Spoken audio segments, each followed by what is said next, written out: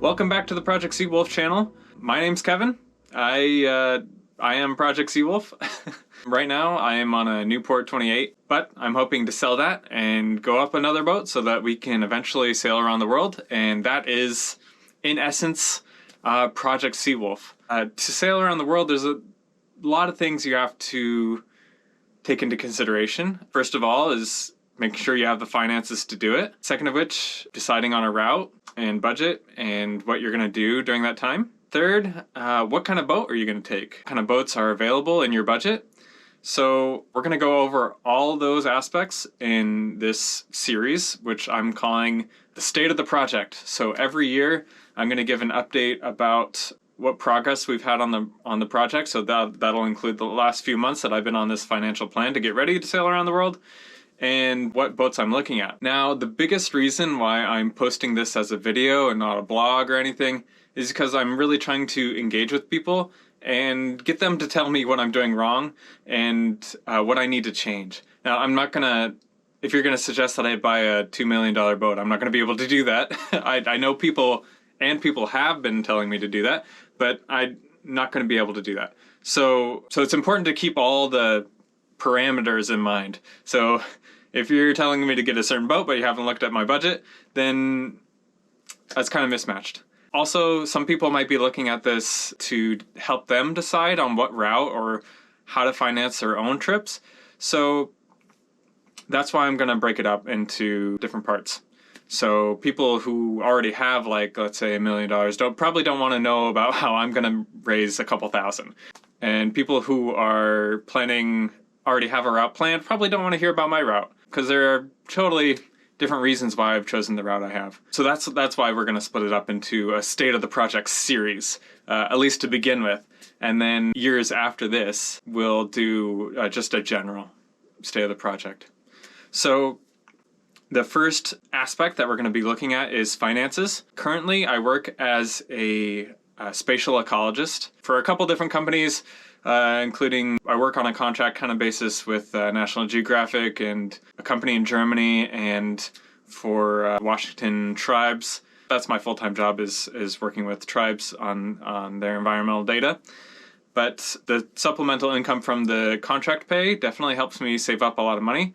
So a lot of that is going into paying off my student loans, which is the only reason I have these jobs to begin with. So I studied environmental studies, and in my undergrad I studied art and art history, and I merged those two to create fancy maps about wildlife and the environment now in my current work.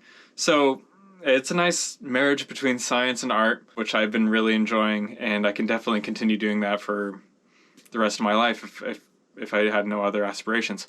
But I also love sailing. I love the ocean. I love wildlife. I love taking it all in. I like creating media. So that's what this project is going to focus on, is getting out there and making this dream happen. So right now I have $60,000 in student debt, which I'm paying off steadily, and without any other support I should have paid off by 2026. That's not taking into account any donations or sponsorships or any of the other things that might happen. Selling my current boat is definitely going to help me get there, and then after that there needs to be a lot left in savings to make the trip happen as soon as possible after the debt's paid off. So the estimated cost of sailing around the world on my route will probably be close to $60,000. So that's around $10,000 a year, because every month is going to be around $800 or less, maybe a little bit more. It totally depends on the where in the world you are. So in the Mediterranean, it costs a lot to be cruising. In the South Pacific, in the Caribbean, in South America, it's going to cost a lot less. So, well, it depends on the lifestyle as well. Like if I was eating out every night or getting mortgage every time I come into port, then yeah, the cost would go up a lot. But I am perfectly happy with canned food and trash food, and I am also happy with anchoring out as much as possible.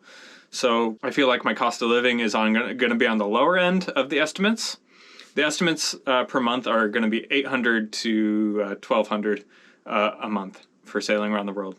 So I'm putting myself in the 800 a month category, and if not, I'll have some buffer finances saved up. There also needs to be a safety net so that if anything happens and I need to abandon the project, I can just fly home or sell the boat and make it home. So yeah, that needs to be considered in the financial plan. So that's the whole financial planning portion of it. The route is going to cover 6 years.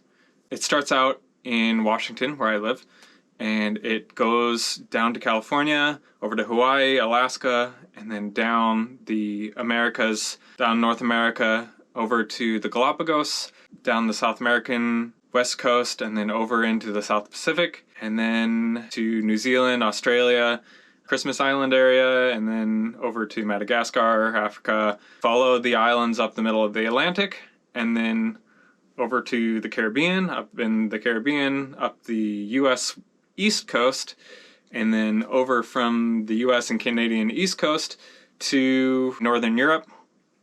Hang out in Northern Europe a little bit, and the Baltic Sea, go down into the Mediterranean, explore the Mediterranean a little bit, come back out, and then head back across the Atlantic to the Caribbean, through the Panama Canal, and then home, or could just keep going.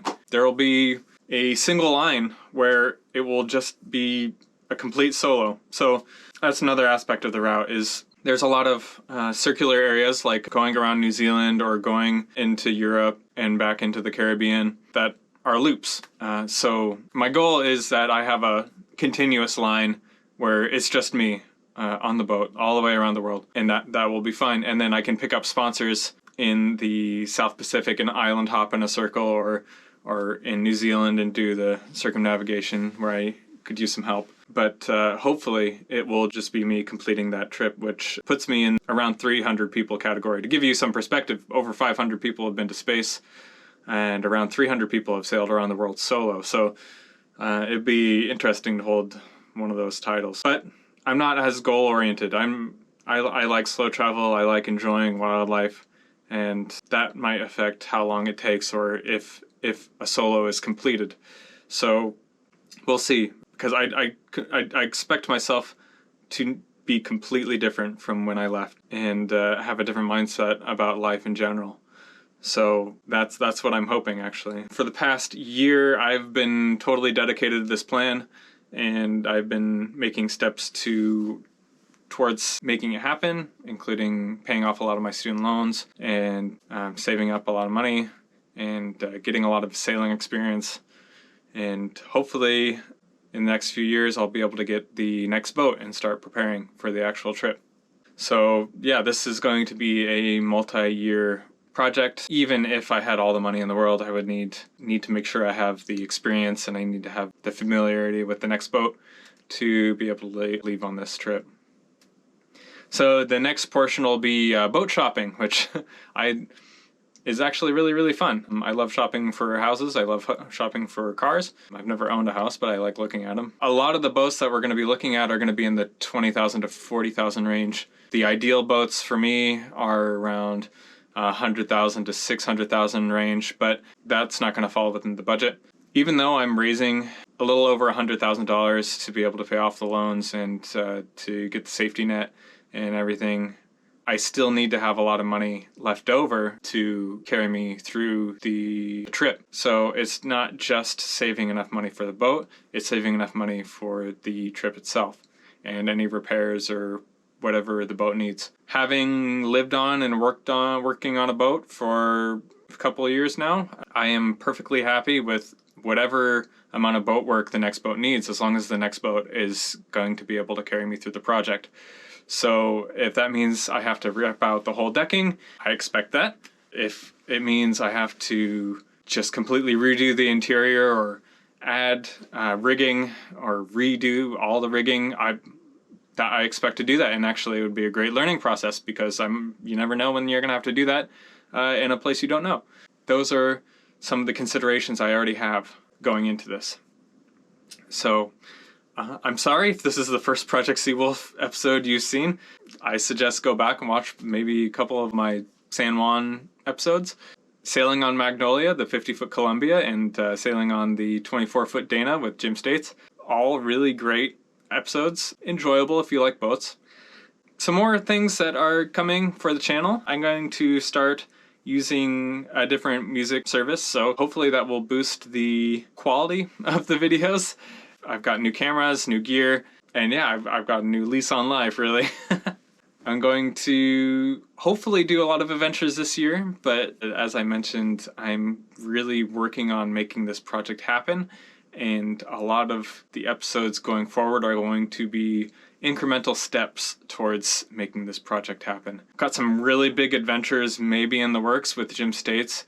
The Columbia 50 I can always hop on, and I hope if they invite me, I can hop on and have some adventures on there. For now, I've still got the Newport 28, and I can totally see myself going up to the San Juans again at some point. But yeah, I'm just overall happy with this plan, and I'm really dedicated to making it happen. Even without the support of YouTube or any sponsors, it's still gonna happen. It's just, it would be a lot nicer if I had support. So subscribing to the channel helps a lot, because I have to reach a certain amount of subscribers to get paid by YouTube, because right now they have advertisements going on my videos even though they're not paying me anything, so it'd be nice to get some of that revenue. And then another way you can help is by subscribing to my donation page, which is on my merchandise page, which I'll link to in the description and maybe in the video around here maybe. Oh, and yeah, and over time I'll be adding things to the Amazon wish list. If you want to gift me any of those things, that would be very helpful. Currently there's not a lot of specific boat related stuff because I don't know what the next boat is going to have on it already or what I'll need to replace, but I expect to need to work on it a lot. So I haven't put any boat stuff on there yet, and I don't really expect anybody to really watch these videos until I do something particularly interesting, like sail out into the ocean or get a big boat. So that's fine. That takes a lot of pressure off, because I know maybe someday people will come back and watch these episodes and then they'll go forward and see, wow, look how much she's grown and done. But for now, you know, I'm content with just making my incremental steps forward. Yeah, so thanks for watching, and look for those episodes in the future. I think we're going to be starting with finances, and then going to the world route, and then on to boat shopping. Cool. Yeah, thanks for watching. Thank you everybody for your support so far. It's actually been really heartwarming to see a lot of people I haven't talked to in a while, and to make new friends through this process. And I'm just excited to get started. Yeah, thank you. And I'll talk to you later. Bye.